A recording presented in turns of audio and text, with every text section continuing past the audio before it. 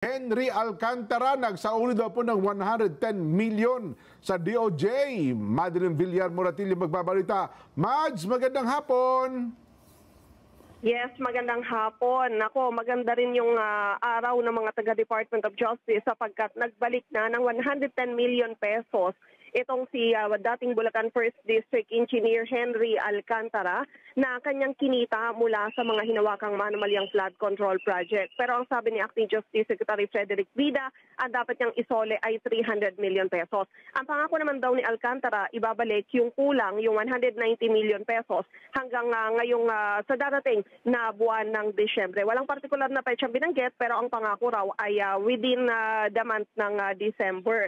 Ang pagsasauli ng pera na nakulimbat mula sa flood control project anomaly ay kasama sa mga kondisyong inilatag ng Department of Justice para sa mga gusto na maging state witness sa kaso kung saan kabilang sa mga nag-a-apply nito si Alcantara. Umaasa naman yung kampo niya na ngayon nakapagbalik sila ay maiko-considera ng DOJ na maging state witness itong si Alcantara. Nilinaw naman kanina ni Secretary Vida na hindi magbibigay ng blanket immunity yung Department of Justice kahit na maging state witness pa. For example, sa isang particular na kaso, pwede na state witness siya doon, pero sa ibang kaso na sangkot din siya, ay pwede na hindi siya maging state witness doon. Sa lahat ng nag-a-apply na maging state witness, Alcantara pa lang yung nakakapagsoli ng pera dahil si dating DPWH Undersecretary Roberto Bernardo nagpasabi raw na magsusole ng 7 million pesos. Kaya lang hindi pa yun nakukuha ng DOJ dahil naka-freeze pa yung mga bank account niya.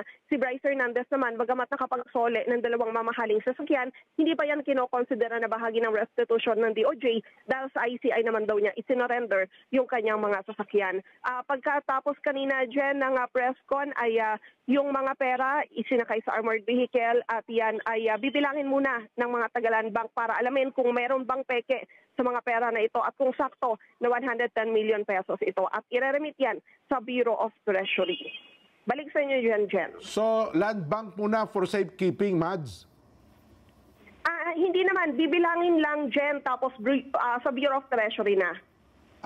Hindi lang kasi nilinaw kanina ng DOJ kung yun ba ay idadaan mismo sa bangko. Dahil ang sabi ni Secretary Vida, may mga representative na ng Land Bank. So, yun lang yung inaalam natin kung idadaan pa ng bangko mismo o direkta na mismo doon sa Bureau of Treasury na nakaabang doon yung mga taga-Land Bank. Kasi kailangan din daw na magkaroon ng certification yon. Naitanong niyo ba, Mads, kung saan kinuha ni Henry Alcantara yung pera? Winidraw ba niya? Oo, at tinanong namin yan kanina, kaya lang ang sagot ng DOJ, hindi raw nila alam kung saan nakuha o kung yun ba ay bagong withdraw, hindi raw nila alam. Tapos tinanong natin kung yun bang natitira yung kulang doon sa 300 million, kung halimbawa, nasabi ni Alcantara, wala na akong cash, pwede bang yung halimbawa, mga properties ko na lang, hindi raw pwede, ang kailangan daw na ibigay ay cash. Ganon. So, sabihin ko, wala silang alam? Wala ba silang planong alamin? May mga, may mga tanong kasi na, alam mo yung parang ayaw nilang sagutin kasi nga, baka nate-telegraph daw sila ng kalaban. So, yun yung basically yung gusto niya, kaya ayaw niyang sagutin yung ibang mga tanong. Hindi, dapat sinasagot. Ang sabi ni Secretary kanina, sabi niya, magtiwala na lang kayo sa amin, trust us, sabi niya, nagtatrabaho kami. Konting tiwala. Yun yung mga wordings niya kanina. Sa panahon ngayon, mahirap magtiwala eh. Hindi mo alam kung sino ang katiwa-tiwala at saka hindi katiwa-tiwala eh. Sa amin sa Bisaya, ang tagang wala. Wala eh. Wala gid eh. Wala. Sa Bisaya, tawag sa iyo, wala gid. Mahirap po ngayon. Kaya umasa na lang tayo na yung pera ng 110 million. Kanina hirap na hirap yung mga yung mga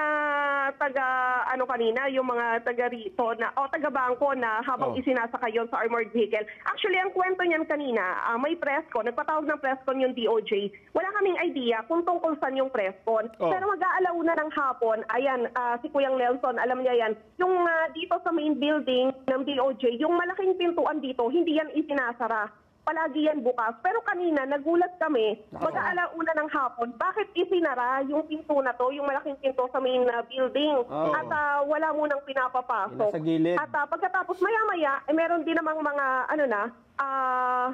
pinayagan na makapasok yung mga empleyado, pero may mga nakita. So, inassume namin, dahil may ATM kasi, dito sa may gilid ng pinto, sabi namin, baka may dinalang pera lang. Yun pala, yun na yun. Yung mga perang sinoli ni Alcantara na pala yun. Ba't kailangan isara pa? Wala silang tiwala. No.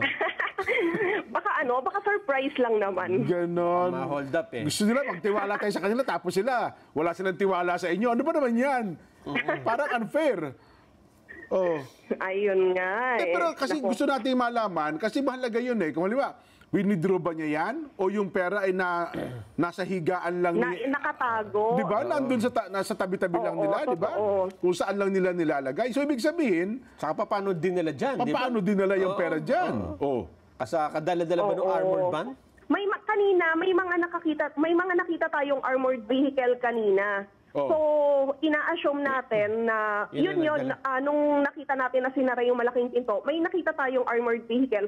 So, may posibilidad na nandoon yung pera sapagkat hindi birong pera yon para ilagay lang sa ordinaryong sasakyan. Ngayon natin, Mads, makikita yung practicality nung sinasabi ni Gutesa na ilagay yan sa mga luggage na may gulong. Mali-maleta kasi talaga. Oh, yung may gulong nga naman, pagugulungin mo na lang. Kasi kung duffel bag, Tinan mo, hirap na hirap yung nagbubuhat, di ba? Totoo. Pagod na pagod sila. Oo, totoo. Oo. Ay, mas mahirap yung sinasabi ni... Baka naubos na wala nang nabiling maleta. Mas mahirap yung kinuwento ni Bernardo na banban. Tapos dalawa lang sila. Dalawa lang sila. Baka naman iniisip nila na hindi okay magmaleta kasi 'di ba ahagdan yung dito sa DOJ. Hindi, ang ibig lang sabihin, doon sa sitwasyon ni Gutesa, ni Saldico, kung bakit nila nilalagyan sa maleta. Dahil iaakit pa ng ilang palapag di ba? Tsaka yung sa kondo do kasi. Ipapasok mo sa elevator, di ba? Kung elevator ang kailangan, mas madali nga naman yung may gulong. Yes. At saka every week sila hindi pa mainit sa mata. Every week silang nagdadala eh. Magkano naman ang ibinigay sa inyo? Alam mo, kanina, may cordon, hindi kami nakalapit, hindi namin matignan. Kaya nagsuzoom lang kami ng phone kanina para ma-video. At saka limited lang, mga reporter lang yung pinapasok doon sa SOJ room kanina. Kung saan nandun, nakalatag sa isang malaking mesa. Ang kwento pa nga yan, yung mga utility, nahiralatag yung mga pera. Ang daming problema. Oo. Hindi kasi yan. Yun palang wala kang pera, problema.